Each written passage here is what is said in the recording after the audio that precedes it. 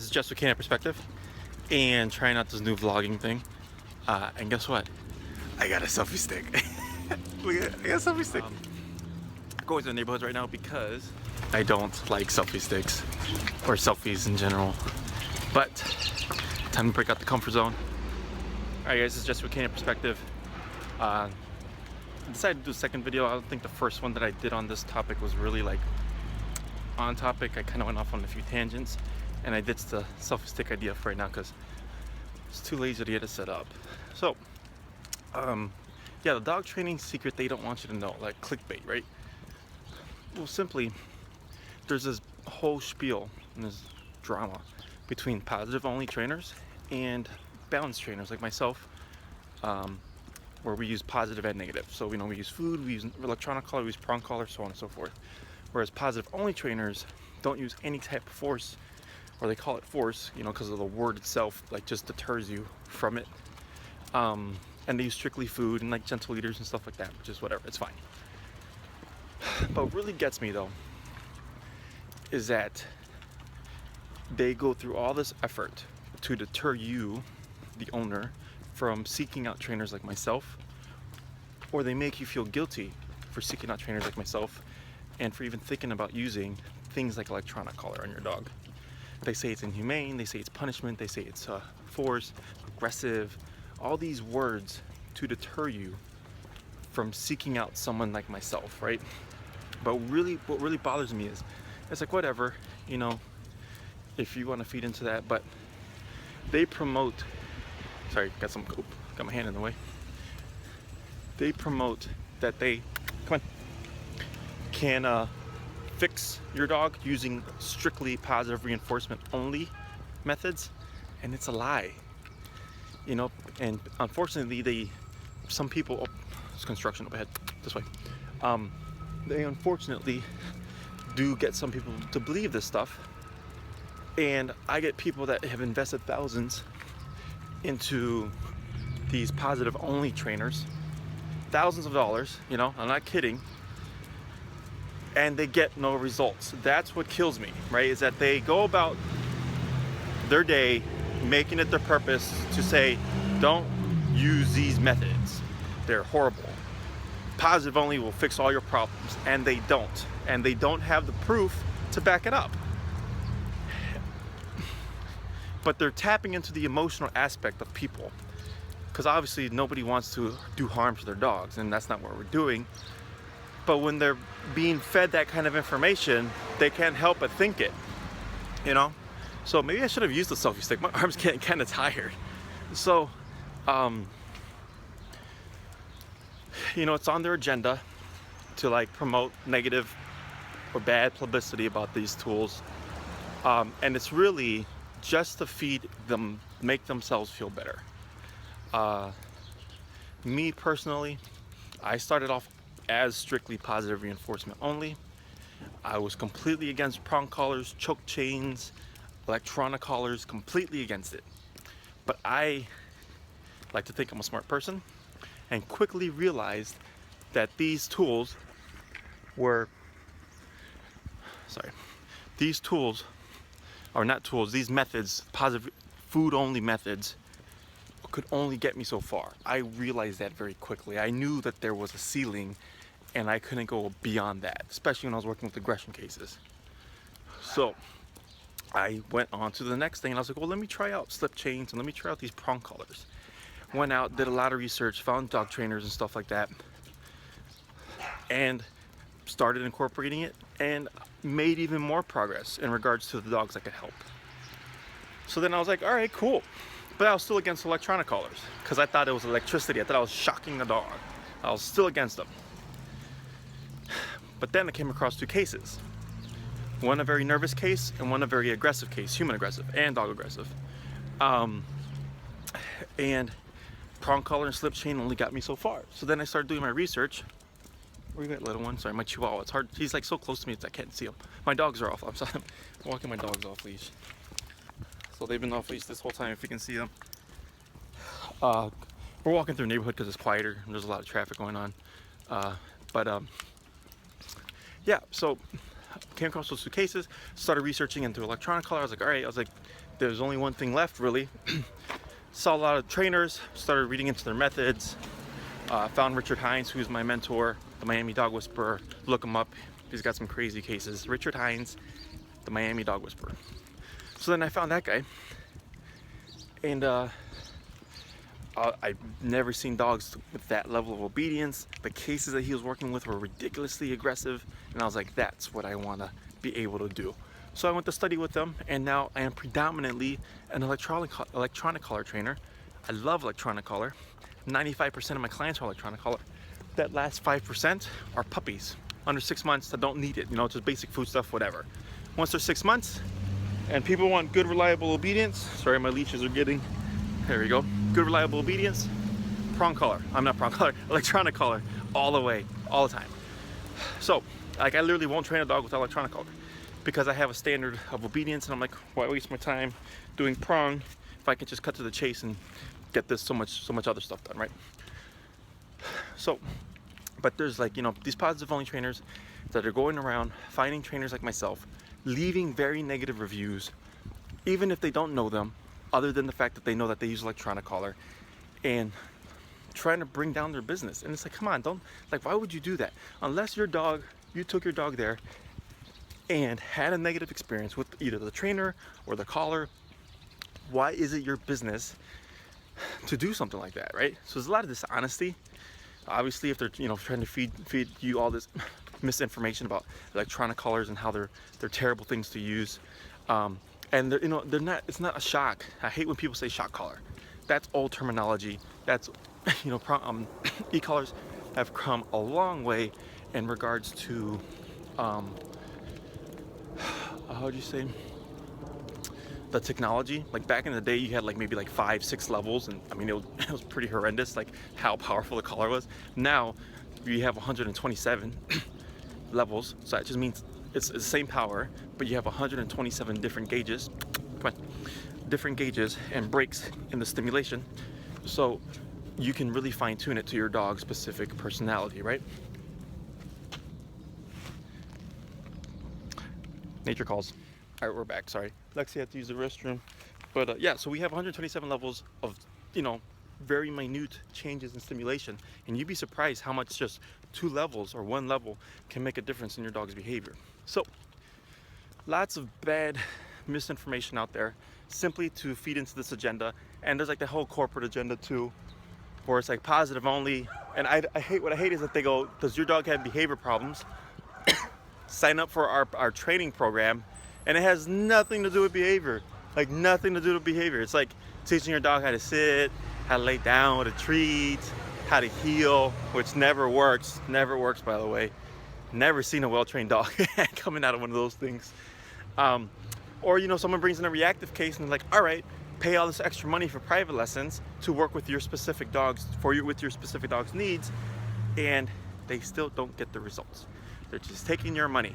So if you're doing those programs, get your money back, find yourself a nice balanced trainer, do your research. Not every trainer's amazing, but that's why I put videos up of all the stuff, my case that I work with, my aggression cases, my reactivity cases.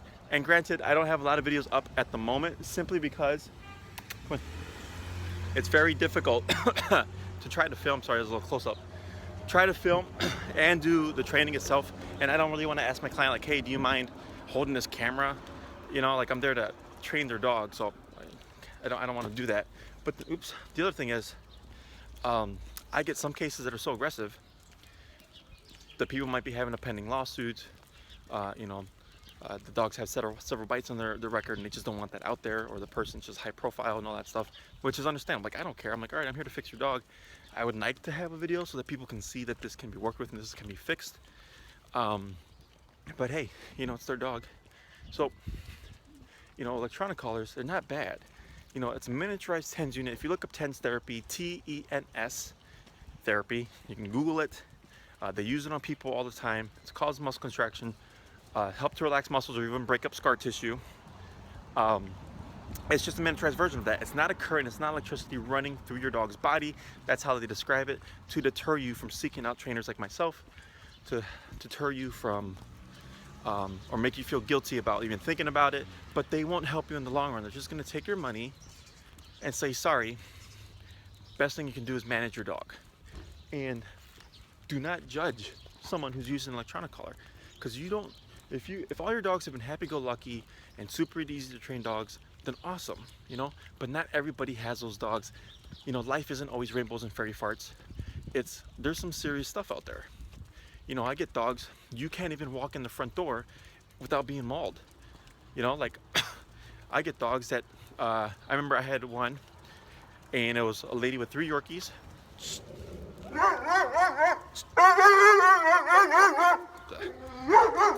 See?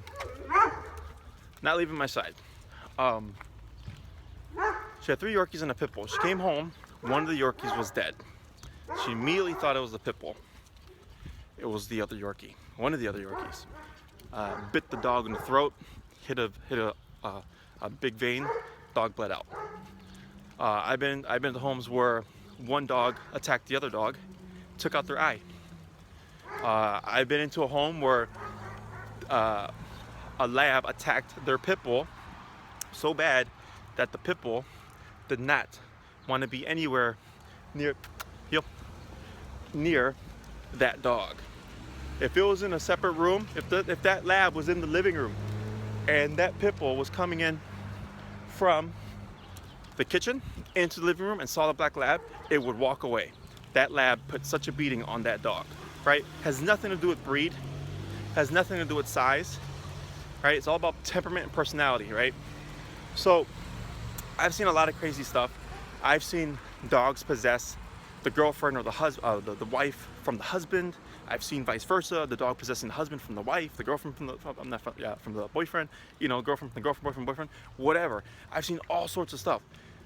You know, you don't know what it's like to go outside at 4:30 in the morning, 1:30 in the morning, because you want to avoid any kind of contact with anybody because your dog will lose its shit, right?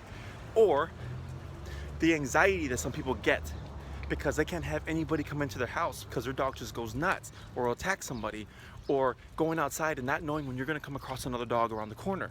Like, it's some very serious stuff, and the food stuff is not going to fix that, and it's definitely not going to get the result as quickly as an electronic collar can, right? It's not reliable, it's not efficient, it's just not going to happen. Come on. So, you know, if you see someone with electronic collar on the dog, don't judge them. Like, I have people that will say, like, hey, you know, what do you do when someone says something to you? And I go, I don't care. I honestly don't take care. I'll tell them to go mind their effing business. You know, and I had clients have someone say that they're an asshole for having their dog on electronic collar. Or I've had clients say that, you know, people have, like, how would you say, verbally abused them because they had electronic collar on the dog. Guess what? None of your business. You don't know what that person has been through. You don't know the issues that dog has. And maybe that dog was completely stable and maybe they just wanted off-leash training. But guess what? You're never going to have reliable off-leash training without an electronic collar. If someone tells you that they can get that done with using only food, they are taking your money and they're going to kill your dog. Because one day you're going to be out somewhere with your dog off leash, with your treats in your hand. Your dog's going to see a squirrel across the street. It's going to chase after that squirrel. It's going to get hit by a car. All right? That's what's going to happen. I've been walking my dogs off leash now going on 45 minutes. They have not left my side. They're here. Where's my little one? There's my little one. Right? That's what I want. I want to know that when I'm walking with my dogs, that they are not going to go anywhere. And the only way to guarantee that is electronic collar. Anybody that tells you otherwise is just telling you what you want to hear. They're just telling you what you want to hear so they can take your money for years or months, what have you, and then say in the end, hey, your dog just can't do it. Hey, you're one of those rare cases, you know, and it's going to take 3 more years of training, but you can do it by yourself. I've taught you everything I know, but you'll get there, right? I get people who have trainers have told them to walk their dog with loose leash, okay, a loose leash, which for me, sorry, gotta fix this, is dumb because that'll never happen. With just a loose leash, will take them 2 years to walk, to learn to teach a dog how to do that. It takes me 2 classes. It takes me 2 weeks. It takes me 2 hours to teach a dog to heel. If I have a dog in my possession with electronic collar. Within 48 hours, I will have the dog healing off leash and good reliable recall off leash. Okay, the other stuff, the sits and the downs and the duration stuff, that takes time, right? That's 2 weeks roughly, but 48 hours, 2 days to get a dog off leash reliable with that kind of stuff, right? Not years. That's BS. They're just taking your money, they're just feeding you what you want to hear, and they're just fulfilling their own agenda. They're, you know, that's what they're set to do. So if you don't want to use electronic collar, then don't. You know, like, I don't care, but don't judge people, don't antagonize people, don't try to bring down people's business, especially if they're people that are doing really good work with the tools that they use, right? If you don't agree with it, then just mind your own business. It doesn't matter, because in the end of the day, we're working with two very different clientele, right? With your food stuff, I mean, you may do behavior stuff, but for the most part, I mean, you know, it's more so tricks and stuff. It's not like anything that's actually going to help the dog. Whereas myself, I got into dog training specifically to work with dogs with issues, to work with dogs with separation anxiety, aggression, nervousness, fear, because those are the dogs that get put down. And I started out as a positive only trainer. I hated electronic collar and I hated all that stuff. And here I am, down the line. I had an open mind. I realized right away the limitations of stuff. And I was like, you know, I was like, let me try it. If it doesn't work, it doesn't work. And apparently it does, because here I am years later with a successful business that is steadily growing, and I'm building a reputation for myself, right? All because of these tools. There was something else I was going to say. Oh, excuse me. And the reason why I take this so personally is because when I first started working with dogs, before I was even a dog trainer, because I'm for the most part self-taught, other than what I learned from Richard Hines. But to get hands-on experience, what I did was I would go to the Humane Society and I would volunteer to walk their dogs. And I would practice stuff. Like, I'd practice body language, reading body language, all the Caesar stuff. I was able to practice with like 10 dogs a day because, you know, it's just volunteering. And they would let me do it. And I did lie. I did tell them that I was a dog trainer. At the time I wasn't. But that's what got me the knowledge I have today. And, you know, I would see dogs being returned because they pulled on the leash. They weren't potty trained. They would cry in the kennel. And I remember I would walk in and you would see like 8 pit bulls. Because down in Texas, pit bulls are a very popular breed for fighting and all that stuff. You would see 8 pit bulls in their kennels. I would come back the next day and I would be lucky to say I saw one of those pit bulls last that 24-hour period. They would all be destroyed, they would all be put down, euthanized, however you want to put it. So I take this very personally, you know, because the reason why I had that open mind when I was using food only was because I wanted to help those dogs, because those dogs are the ones that are being put down, that are being returned, and are being killed. So I got over that discomfort. I got over that part of my ego that was like, no, I would never use a tool like a prong collar on a dog. I got over that, and I was like, all right, I'm gonna eat my words. I'm gonna try it and see what happens. And since I got good progress, I decided to keep using them, and then to grow my methods, and then to grow my knowledge on these tools, and prevent dogs being returned because, you know, highly reactive, or they're pulling, you know, and people give up because they've already tried all these other trainers and it didn't work, right? So if you see someone with an electronic collar trainer, if someone's talking bad about it, either leave that person alone for one. You don't know what they're working on, unless they're like abusing the crap out of their dog or something like that. You know, you don't know. The other thing is, if someone's telling you all these bad things about electronic collar, do your research, right? If you're in an area, you know, I'm in Chicago, but if you're in an area and you need help, and you've already had help from several trainers, and you haven't gone that route, try to find a balanced trainer. Do your research, see if they have footage up, see what they say, see if it resonates with you. And I always tell, I don't resonate with everybody. That's just perfectly fine. That's why I do my consultations. Just make sure it's a good personality fit, but also to make sure that our goals are in line with each other. And some people hire me and some people don't. That's perfectly fine. That's why I have the consultations. Let's go this way. Yo. So, you know, do some research on those people, those trainers, and figure out if what they're saying and what they can achieve with your dog is in line with what you want and what your goals are with your dog, right? If your dog is reactive, oh really, they blocked this off? This way. If they're reactive, your dog's reactive, and that trainer says like, well, I can't guarantee results, which, you know, not everybody can really guarantee, but it's more so like, I can't guarantee results unless you do the homework. That's different, because you do have to do the homework. But if they're like, just like, you know, we'll see what happens, why do you want to hire that person if they're like, we'll see what happens, maybe we'll fix your dog, I don't know. No, I come in, I'm like, what's your dog's problem? All right, I think you need a 9-week program. I think you need a 12-week program. I think you might need 6 weeks, but you may need 3 more, right? But we'll get it done. That's my approach, you know? But I'm very confident. I've been doing this for a very long time, and I know, you know what, let me get out of this busy street because this is slow. This way. I know I'm gonna get it done if the people follow through with the homework.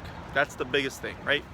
So don't let the thought of electronic collar deter you from seeking out someone like that if it can help you, okay?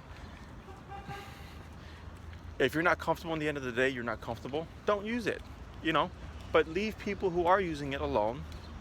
Don't make them feel bad, don't antagonize them, because you don't know what they've been through. You don't know if they're like one of those people that gets super stressed out and gets high anxiety because they don't know when a dog's gonna come around the corner. Like, you don't know, so leave them alone, right? So that's it. That's the dog training thing that they don't want you to know, is that e-collars are perfectly safe. They're very effective. Any science that has been put behind it is dumb, because they don't know dog behavior. They don't know how to actually use the tool like a trainer like myself would. It's stress-free, unless you're dealing with a very high-stress dog, then that's a little bit different. But yeah, that's it. You know, don't believe in all that BS and that propaganda they put out there that's strictly to fulfill their own agenda. All right, so this is Jesse with Canine Perspective, signing off. I hope this video is better than the other one I recorded, because my arm is tired. Now I know why I bought that selfie stick, and I will make sure to use it so I don't keep going in and out, so I can relax my my arm. But yeah, and if you have any questions, please shoot me a message either on my Facebook, here on YouTube, or at my Gmail at canineperspectiveinc@gmail.com. You can also find my website, canineperspectivechicago.com. I have a contact form there. But yeah, signing off. I'm almost home, about a block away, and my dogs have been off leash this whole time. All right, take care. Bye-bye. Thanks for watching.